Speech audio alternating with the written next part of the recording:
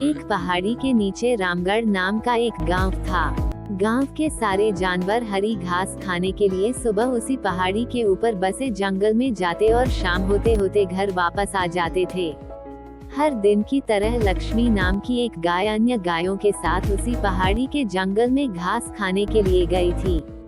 वो हरी घास खाने में इतनी ज्यादा प्रसन्न थी कि वह कब एक शेर की गुफा के पास पहुंच गई, उसे पता भी नहीं चला।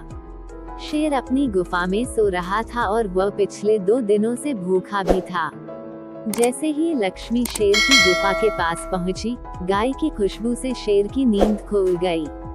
वह शेर धीरे धीरे गुफा से बाहर आया और गुफा के बाहर गाय देखकर खुश हो गया। शेर ने मन ही मन सोचा कि आज उसकी 2 दिनों की भूख मिट जाएगी। वो इस तंदुरुस्त गाय का ताज़ा मांस खाएगा और यह सोचकर उसने एक तेज दहाड़ लगाई।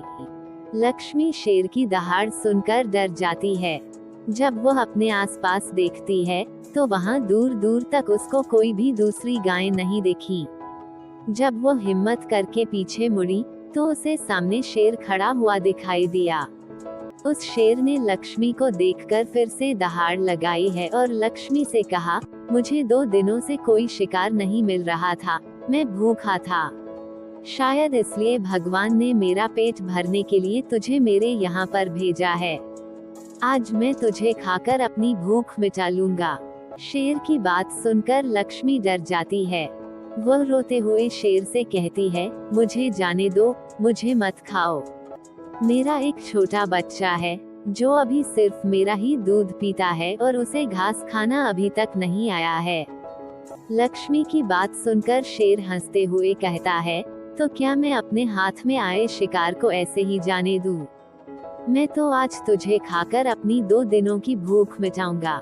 शेर के ऐसा कहने पर लक्ष्मी उसके सामने रोने लगी और विनती करते हुए कहती है कि आज मुझे जाने दो।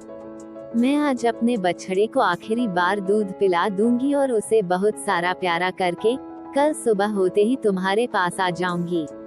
फिर तुम मुझे खा लेना और अपना भूखा पेट भर लेना। शेर लक्ष्मी की यह बात मान जाता है और धमकी देते हुए कहता है कि अगर कल तू नहीं आई तो मैं तेरे गांव आऊंगा, फिर तुझे और तेरे बेटे दोनों को खा जाऊंगा। लक्ष्मी शेर की यह बात सुनकर खुश हो जाती है और शेर को अपना वचन देकर गांव वापस चली जाती है। वहां से वह सीधे अपने बछड़े के पास जाती है, उसे दूध पिलाती है और बहुत सारा प्यार करती है। फिर बछड़े को शेर के साथ हुई सारी घटना बताती है और कहती है कि उसे अब अपना ख्याल खुद ही रखना होगा। वो कल सुबह होते ही अपना वचन पूरा करने के लिए शेर के पास चली जाएगी। अपनी माँ की बातें सुनकर बछड़ा रोने लगता है। दूसरे दिन सुबह होते ही लक्ष्मी जंगल की तरफ निकल जाती है और शेर की गुफा के सामने पहुंचकर शेर से कहती है, अपने वचन के अनुसार मैं तुम्हारे पास आ गई हूँ, अब तुम मुझे खा सकते हो। गाय की आवाज सुनकर शेर अपनी गुफा से बाहर निकलकर आता है और भगवान के अवतार में प्रकट होते हैं। वो लक्ष्मी से कहते हैं, मैं तो बस तुम्हारी परीक्षा ले रहा था। तुम अपने वचन की पक्की हो, मैं इससे बहुत प्रसन्न हुआ। तुम अब अपने घर और बछड़े के पास वापस जा सकती हो। इसके बाद वे उस गाय को गौ माता होने का वरदान भी देते हैं और उसी दिन के बाद से सभी गायों को गौ माता कहना शुरू कर देते हैं।